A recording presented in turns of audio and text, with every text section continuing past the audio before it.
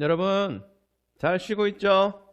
명절이니까 맛있는 부침개, 아니 찌짐, 튀김, 탕수육, 갈비찜, 반반 무마니, 족발, 닭발, 모둠회 등 맛있는 음식 많이 먹고 있죠? 이러면 이젠 내가 무슨 말 할지 알겠죠? 먹는 만큼 소화 잘 되게 큐티도 합시다. 기도하고 시작할게요. 하나님 아버지, 몸과 마음이 여유로운 때에 하나님의 말씀으로 감화되게 도와주세요. 예수님의 이름으로 기도드립니다. 아멘. 오늘 본문은 누가복음 13장 10절에서 21절입니다. 첫째 문단은 잊지 못할 안식일, 둘째 문단은 하나님 나라의 특징, 겨자씨와 누룩이에요. 그런데 오늘 여러분이 꼭 기억할 건 제목입니다. 하나님 나라는.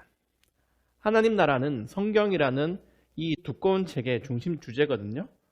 성경에는 하나님 나라의 여러 부분이 모자이크처럼 흩어져 있는데 오늘 본문에는 세 조각이 나와요. 하나님 나라 자체를 알려면 성경 공부를 길게 해야 하지만 지금은 큐티 시간이니까 오늘 본문에 나오는 특징들만 알려줄게요. 가 아니라 찾아봅시다. 쉬워요. 큐티 할 때 처음에 뭘 하죠? 본문 전체 읽기. 보면서 하나님 나라의 특징이 뭔지 탐구해 보세요. 갑시다.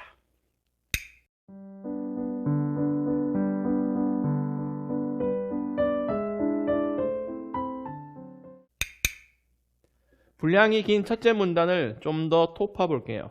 세 가지 질문의 답을 스스로 찾아보세요. 예수님은 무슨 날에 어디에서 뭘 하고 계셨냐가 첫 번째. 둘째, 병마에 시달린 여자는 왜 거기에 있었나?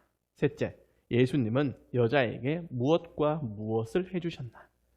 이 질문에 답하면서 넷째로 예수님이 하시고 싶은 말씀이 뭔지 생각해 보세요.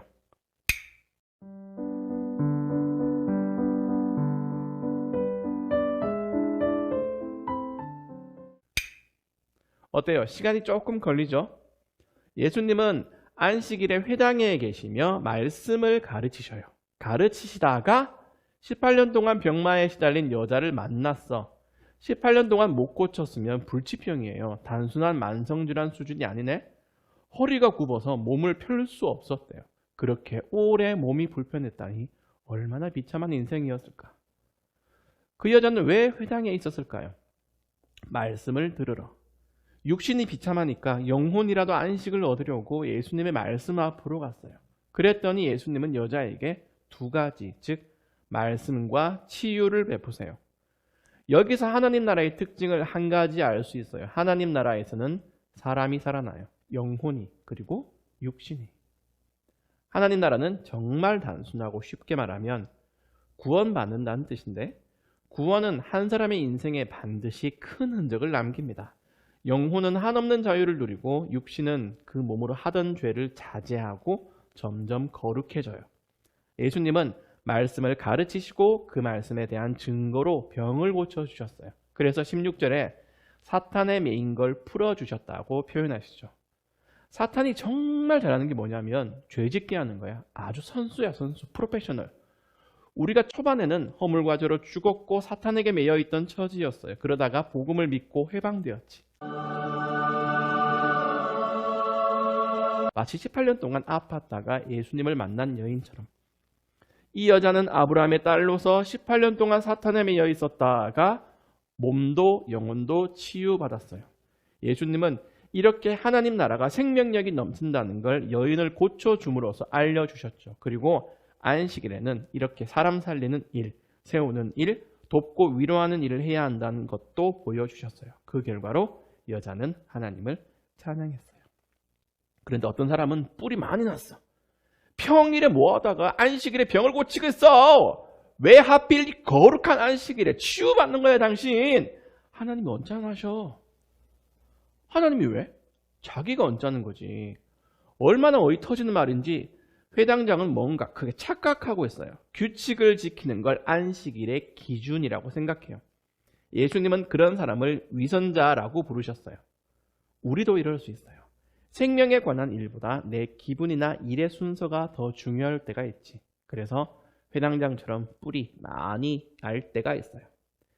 17절에 예수님을 반대하던 사람들은 모두 부끄러워했고 모든 사람들은 예수님께서 행하신 영광스러운 일을 보고 기뻐했다고 해요. 우리도 가끔 부끄러운 판단과 결정을 내릴 때가 있죠. 한번 생각해 봅시다. 그랬던 적은 없었는지.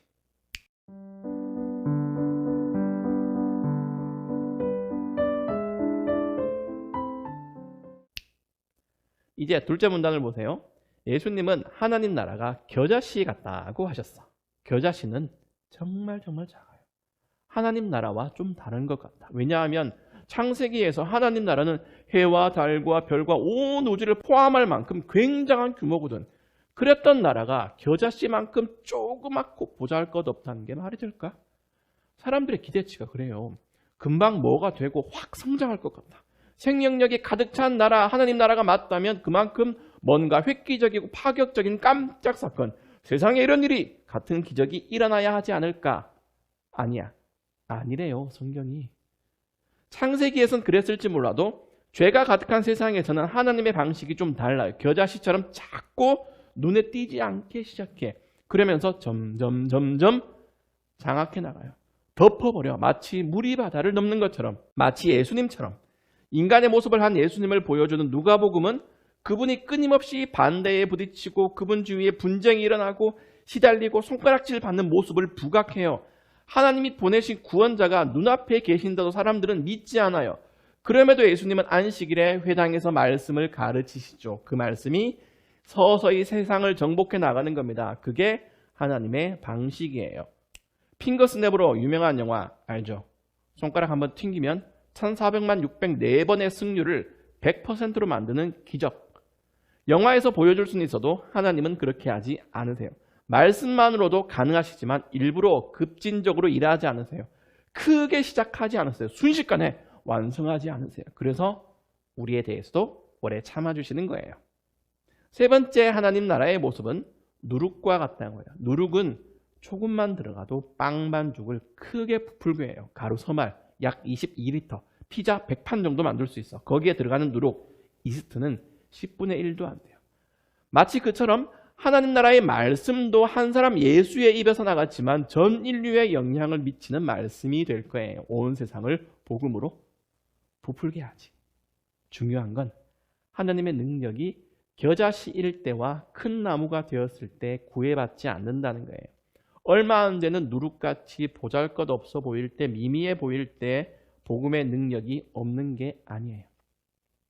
교회가 크게 되지 않는다고, 여러분 인생이 꽃처럼 펴지 않는다고 해서 하나님의 능력이 복음 속에서 나타나지 않은 게 아니라는 거.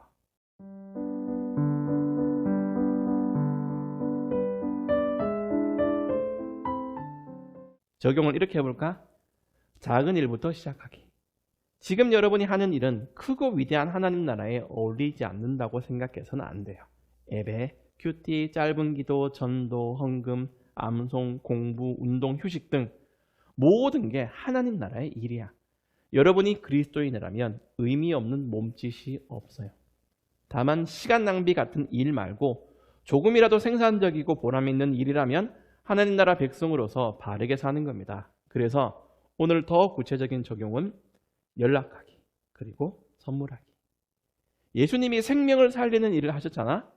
그래서 우리도 연락이 뜸했던 사람이나 도움이 필요한 사람, 기억나는 사람에게 카톡이라도 한번 보내기. 또 내가 잘했듯이 카톡으로 바나나 우유라도 하나 보내주기. 여러분의 일십과 무관심으로 상처받았을지 모르는 선생님들께 명절 잘 보내서요. 문자라도 한번 보내기. 그게 작은 일 같아도 하나님 나라에서 사람을 위로하고 세워주는 일이에요. 세뱃돈 받은 거 100분의 1만 써서 다른 사람을 살린다면, 세운다면 예수님이 정말 좋아하실 거예요. 관심과 애정이 가득한 청소년이 됩시다. 기도할게요. 하나님 아버지, 남을 살피고 격려하는 하나님 나라의 백성이 되게 해주세요. 예수님의 이름으로 기도드립니다. 아멘. 그럼 여러분 명절 잘 보내고 주일 예배 랜선에서 다시 만나요. 얍!